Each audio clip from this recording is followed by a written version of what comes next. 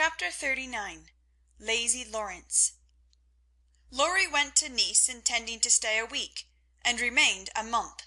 He was tired of wandering about alone, and Amy's familiar presence seemed to give a home-like charm to the foreign scenes in which she bore a part. He rather missed the petting he used to receive, and enjoyed a taste of it again, for no attentions, however flattering, from strangers, were half so pleasant as the sisterly adoration of the girls at home. Amy never would pet him like the others, but she was very glad to see him now, and quite clung to him, feeling that he was the representative of the dear family for whom she longed more than she would confess. They naturally took comfort in each other's societies, and were much together, riding, walking, dancing, or dawdling, for at Nice no one can be very industrious during the gay season. But while apparently amusing themselves in the most careless fashion, they were half consciously making discoveries and forming opinions about each other. Amy rose daily in the estimation of her friend, but he sank in hers, and each felt the truth before a word was spoken. Amy tried to please, and succeeded, for she was grateful for the many pleasures he gave her, and repaid him with the little services to which womanly women know how to lend an indescribable charm. Laurie made no effort of any kind, but just let himself drift along as comfortably as possible, trying to forget, and feeling that all women owed him a kind word because one had been cold to him. It cost him no effort to be generous, and he would have given Amy all the trinkets in Nice if she would have taken them, but at the same time he felt that he could not change the opinion she was forming of him, and he rather dreaded the keen blue eyes that seemed to watch him with such half sorrowful, half scornful surprise. "All the rest have gone to Monaco for the day. I prefer to stay at home and write letters. They are done now, and I am going to Valrosa to sketch. Will you come?" said Amy, as she joined Laurie one lovely day when he lounged in as usual about noon. "Well, yes, but isn't it rather warm for such a long walk?" he answered slowly, for the shaded saloon looked inviting after the glare without. "I'm going to have the little carriage, and Baptiste can drive, so you'll have nothing to do but hold your umbrella and keep your gloves nice," returned Amy, with a sarcastic glance at the immaculate kids, which were a weak point with Laurie. "Then I'll go with pleasure," and he put out his hand for her sketch-book, but she tucked it under her arm with a sharp, "Don't trouble yourself, it's no exertion to me, but you don't look equal to it." Laurie lifted his eyebrows, and followed at a leisurely pace as she ran downstairs, but when they got into the carriage he took the reins himself, and left little Baptiste nothing to do but fold his arms and fall asleep on his perch. The two never quarrelled. Amy was too well bred, and just now Laurie was too lazy, so in a moment he peeped under her hat brim with an inquiring air. She answered him with a smile, and they went on together in the most amicable manner.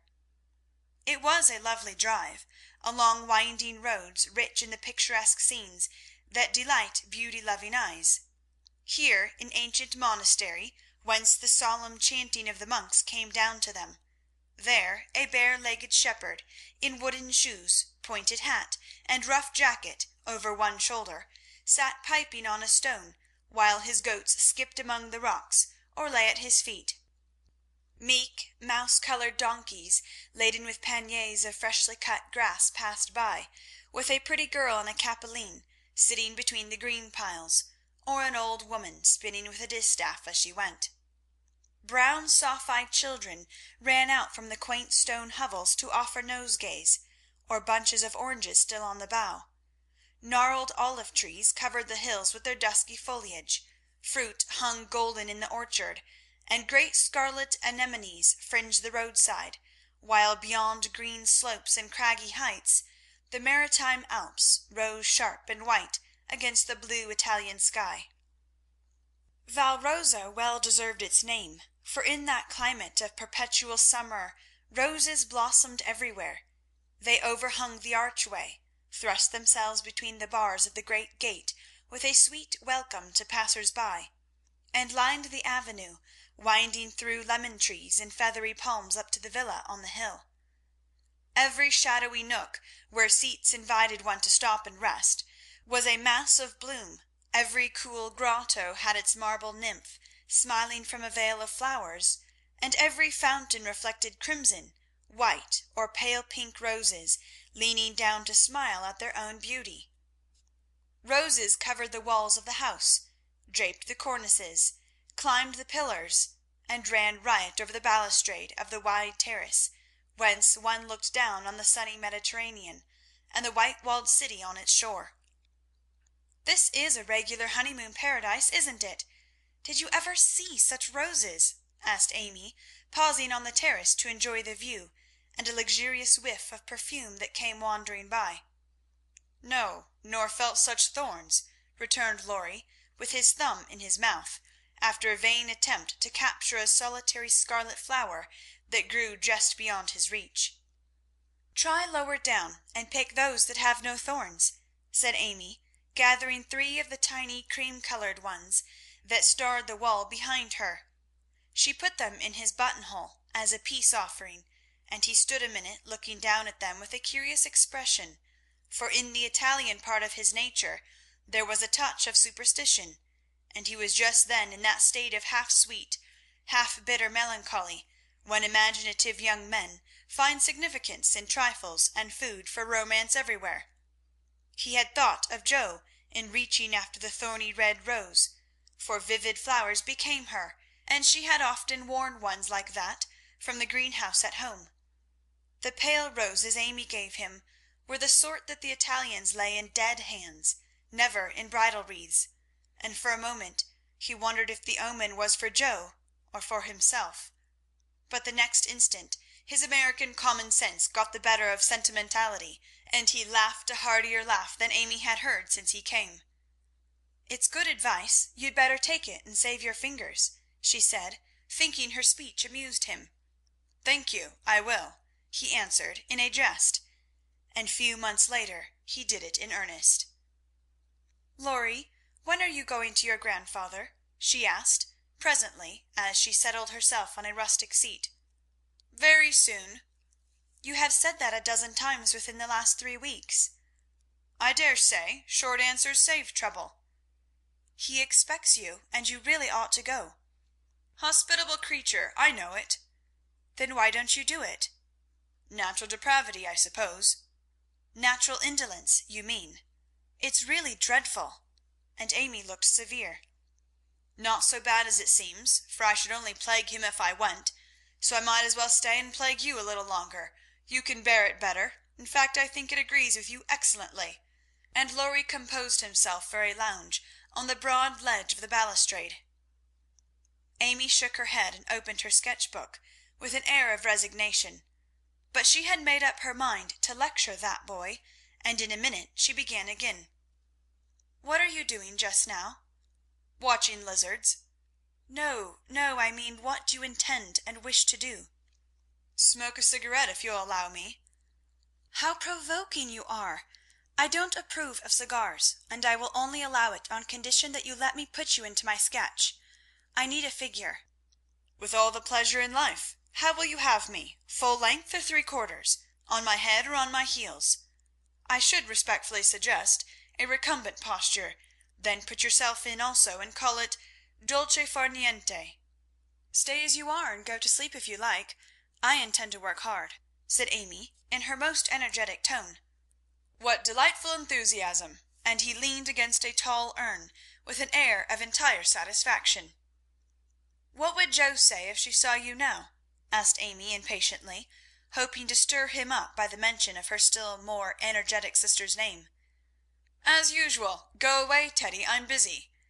He laughed as he spoke, but the laugh was not natural, and a shade passed over his face, for the utterance of the familiar name touched the wound that was not healed yet. Both tone and shadow struck Amy, for she had seen and heard them before, and now she looked up in time to catch a new expression on Lorry's face, a hard, bitter look, full of pain, dissatisfaction, and regret. It was gone before she could study it, and the listless expression came back again, She watched him for a moment with artistic pleasure, thinking how like an Italian he looked, as he lay basking in the sun, with uncovered head and eyes full of southern dreaminess, for he seemed to have forgotten her and fallen into a reverie.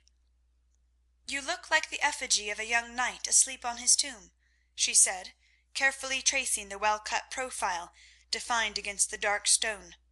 "Wish I was." "That's a foolish wish, unless you have spoiled your life. You are so changed. I sometimes think—" There Amy stopped, with a half timid, half wistful look, more significant than her unfinished speech. Lorry saw and understood the affectionate anxiety which she hesitated to express, and looking straight into her eyes, said just as he used to say it to her mother, "It's all right, ma'am." That satisfied her, and set at rest the doubts that had begun to worry her lately. It also touched her, and she showed that it did, by the cordial tone in which she said, "I'm glad of that. I didn't think you'd been a very bad boy, but I fancied you might have wasted money at that wicked Baden-Baden, lost your heart to some charming Frenchwoman with a husband, or got into some of the scrapes that young men seem to consider a necessary part of a foreign tour. Don't stay out there in the sun. Come and lie on the grass here, and let us be friendly, as Joe used to say when we got in the sofa corner and told secrets." Lorry obediently threw himself down on the turf and began to amuse himself by sticking daisies into the ribbons of Amy's hat that lay there. "I'm all ready for the secrets," and he glanced up with a decided expression of interest in his eyes. "I've none to tell. You may begin." "Haven't one to bless myself with. I thought perhaps you'd had some news from home." "You have heard all that has come lately. Don't you hear often? I fancied Joe would send you volumes." "She's very busy. I'm roving about so, it's impossible to be regular, you know. When do you begin your great work of art, Rafaela?" he asked, changing the subject abruptly after another pause, in which he had been wondering if Amy knew his secret and wanted to talk about it. "Never," she answered with a despondent but decided air. "Rome took all the vanity out of me, for after seeing the wonders there I felt too insignificant to live, and gave up all my foolish hopes in despair."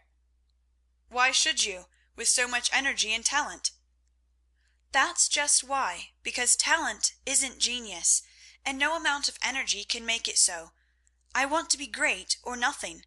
I won't be a commonplace dauber, so I don't intend to try any more." "And what are you going to do with yourself now, if I may ask?"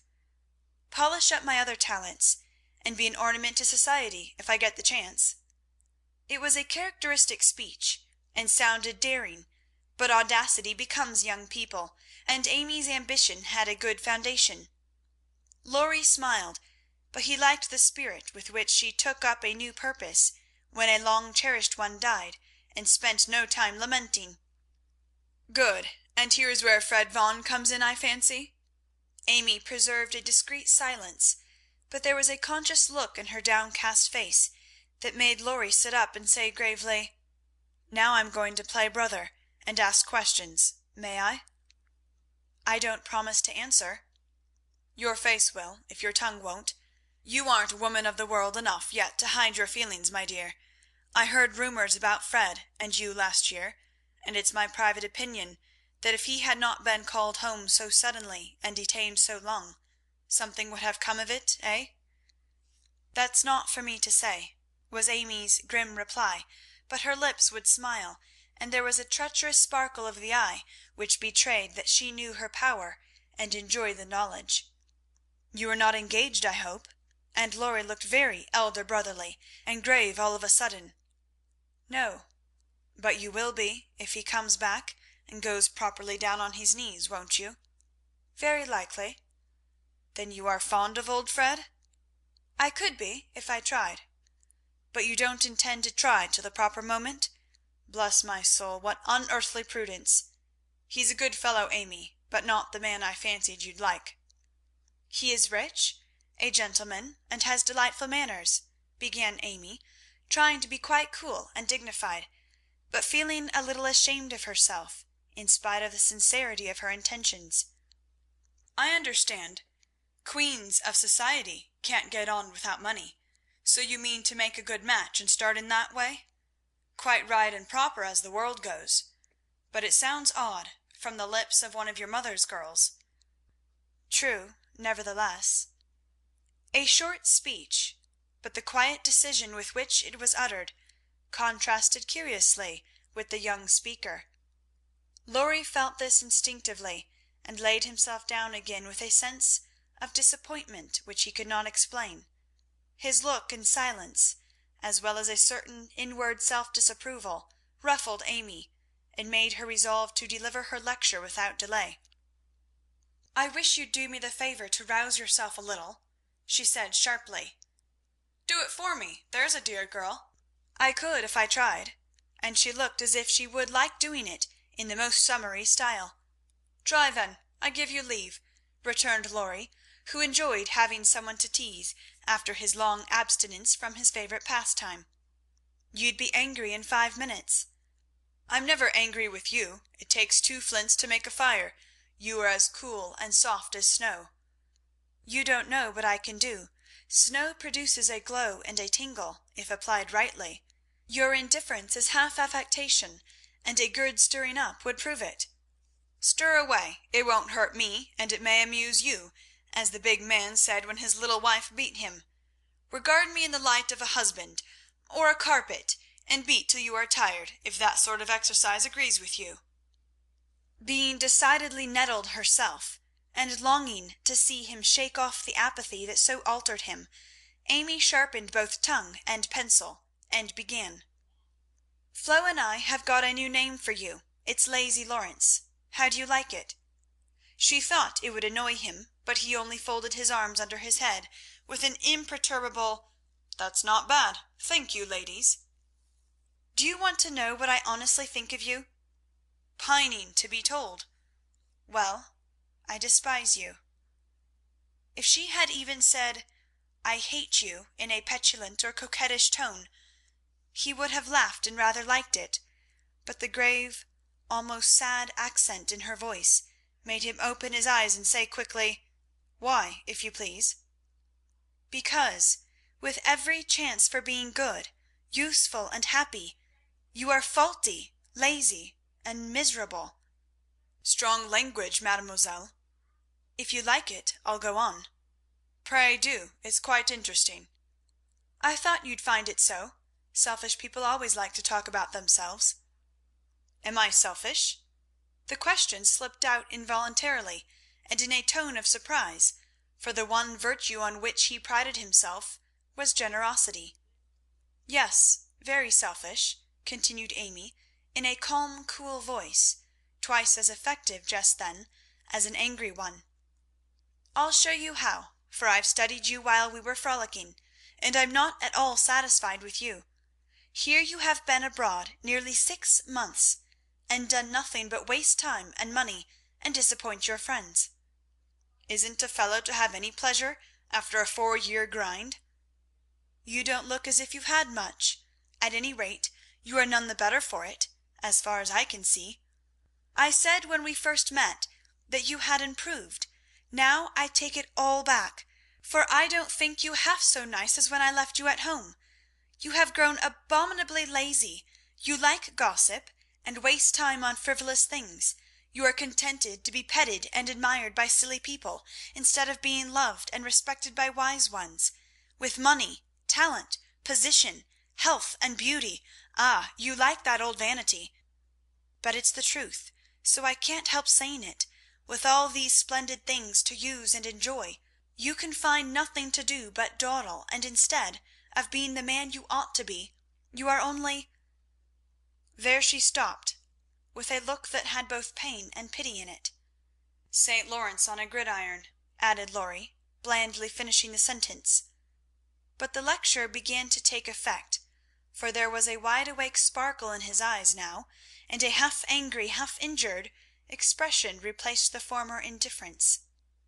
"I supposed you'd take it so. You men tell us we are angels, and say we can make you what we will, but the instant we honestly try to do you good, you laugh at us and won't listen, which proves how much your flattery is worth. Amy spoke bitterly, and turned her back on the exasperating martyr at her feet. In a minute a hand came down over the page so that she could not draw, and Laurie's voice said with a droll imitation of a penitent child, "I will be good, oh, I will be good." But Amy did not laugh, for she was in earnest, and tapping on the outspread hand with her pencil, said soberly, "Aren't you ashamed of a hand like that? It's as soft and white as a woman's, and looks as if it never did anything but wear Jouvin's best gloves and pick flowers for ladies. You are not a dandy, thank heaven, so I'm glad to see there are no diamonds or big seal rings on it, only the little old one Joe gave you so long ago. Dear soul, I wish she was here to help me." "So do I." The hand vanished as suddenly as it came, and there was energy enough in the echo of her wish to suit even Amy. She glanced down at him with a new thought in her mind, but he was lying with his hat half over his face, as if for shade, and his moustache hid his mouth. She only saw his chest rise and fall with a long breath that might have been a sigh, and the hand that wore the ring nestled down into the grass, as if to hide something too precious or too tender to be spoken of. All in a minute various hints and trifles assumed shape and significance in Amy's mind, and told her what her sister never had confided to her. She remembered that Laurie never spoke voluntarily of Joe. She recalled the shadow on his face just now, the change in his character, and the wearing of the little old ring, which was no ornament to a handsome hand. Girls are quick to read such signs and feel their eloquence. Amy had fancied that perhaps a love trouble was at the bottom of the alteration, and now she was sure of it. Her keen eyes filled, and when she spoke again, it was in a voice that could be beautifully soft and kind when she chose to make it so. "I know I have no right to talk so to you, Laurie, and if you weren't the sweetest tempered fellow in the world, you'd be very angry with me. But we are all so fond and proud of you, I couldn't bear to think they should be disappointed in you at home, as I have been, though perhaps they would understand the change better than I do." "I think they would," came from under the hat, in a grim tone, quite as touching as a broken one. "They ought to have told me, and not let me go blundering and scolding, when I should have been more kind and patient than ever. I never did like that Miss Randall, and now I hate her," said artful Amy, wishing to be sure of her facts this time. "Hang Miss Randall!" and Laurie knocked the hat off his face with a look that left no doubt of his sentiments toward that young lady. "I beg pardon, I thought—" and there she paused diplomatically. "No, you didn't. You knew perfectly well I never cared for anyone but Joe." Laurie said that in his old impetuous tone, and turned his face away as he spoke. "I did think so, but as they never said anything about it, and you came away, I supposed I was mistaken. And Joe wouldn't be kind to you? Why, I was sure she loved you dearly." "She was kind, but not in the right way, and it's lucky for her she didn't love me, if I'm the good-for-nothing fellow you think me. It's her fault, though, and you may tell her so." The hard, bitter look came back again as he said that, and it troubled Amy, for she did not know what balm to apply. "I was wrong. I didn't know. I'm very sorry I was so cross, but I can't help wishing you'd bear it better, Teddy dear." "Don't. That's her name for me," and Laurie put up his hand with a quick gesture to stop the words spoken in Joe's half-kind, half-reproachful tone. "Wait till you've tried it yourself," he added in a low voice as he pulled up the grass by the handful. "I'd take it manfully, and be respected if I couldn't be loved," said Amy, with the decision of one who knew nothing about it. Now Laurie flattered himself that he had borne it remarkably well, making no moan, asking no sympathy, and taking his trouble away to live it down alone. Amy's lecture put the matter in a new light, and for the first time it did look weak and selfish to lose heart at the first failure, and shut himself up in a moody indifference. He felt as if suddenly shaken out of a pensive dream and found it impossible to go to sleep again. Presently he sat up and asked slowly, "Do you think Joe would despise me as you do?" "Yes, if she saw you now. She hates lazy people. Why don't you do something splendid and make her love you?" "I did my best, but it was no use." "Graduating well, you mean? That was no more than you ought to have done, for your grandfather's sake. It would have been shameful to fail after spending so much time and money, when everyone knew that you could do so well." "I did fail. Say what you will, for Joe wouldn't love me," began Lorry, leaning his head on his hand in a despondent attitude. "No, you didn't, and you'll say so in the end, for it did you good and proved that you could do something if you tried. If you'd only set about another task of some sort, you'd soon be your hearty, happy self again, and forget your trouble." "That's impossible." "Try it and see. You needn't shrug your shoulders and think, 'Much she knows about such things.' I don't pretend to be wise, but I am observing, and I see a great deal more than you'd imagine. I'm interested in other people's experiences and inconsistencies, and though I can't explain, I remember and use them for my own benefit. Love Joe all your days, if you choose, but don't let it spoil you, for it's wicked to throw away so many good gifts because you can't have the one you want. There, I won't lecture any more, for I know you'll wake up and be a man in spite of that hard-hearted girl." Neither spoke for several minutes. Lorry sat turning the little ring on his finger, and Amy put the last touches to the hasty sketch she had been working at while she talked. Presently she put it on his knee, merely saying, "How do you like that?" He looked, and then he smiled, as he could not well help doing, for it was capitally done, the long, lazy figure on the grass, with listless face, half-shut eyes, and one hand holding a cigar, from which came the little wreath of smoke that encircled the dreamer's head. "How well you draw," he said, with a genuine surprise and pleasure at her skill, adding with a half laugh, "Yes, that's me." "As you are. This is as you were," and Amy laid another sketch beside the one he held. It was not nearly so well done, but there was a life and spirit in it which atoned for many faults, and it recalled the past so vividly that a sudden change swept over the young man's face as he looked. Only a rough sketch of Lorry taming a horse. Hat and coat were off, and every line of the active figure, resolute face, and commanding attitude was full of energy and meaning. The handsome brute, just subdued, stood arching his neck under the tightly drawn rein, with one foot impatiently pawing the ground, and ears pricked up as if listening for the voice that had mastered him. In the ruffled mane, the rider's breezy hair, and erect attitude, there was a suggestion of suddenly arrested motion, of strength, courage, and youthful buoyancy, that contrasted sharply with the supine grace of the dolce far niente sketch.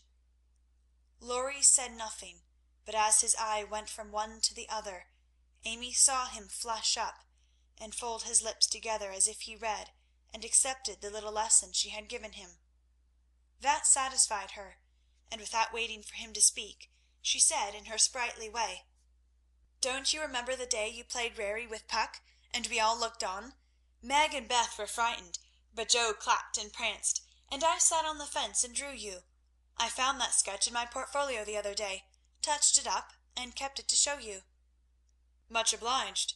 You've improved immensely since then, and I congratulate you. May I venture to suggest, in a honeymoon paradise, that 5 o'clock is the dinner hour at your hotel?" Lorry rose as he spoke, returned the pictures with a smile and a bow, and looked at his watch, as if to remind her that even moral lectures should have an end.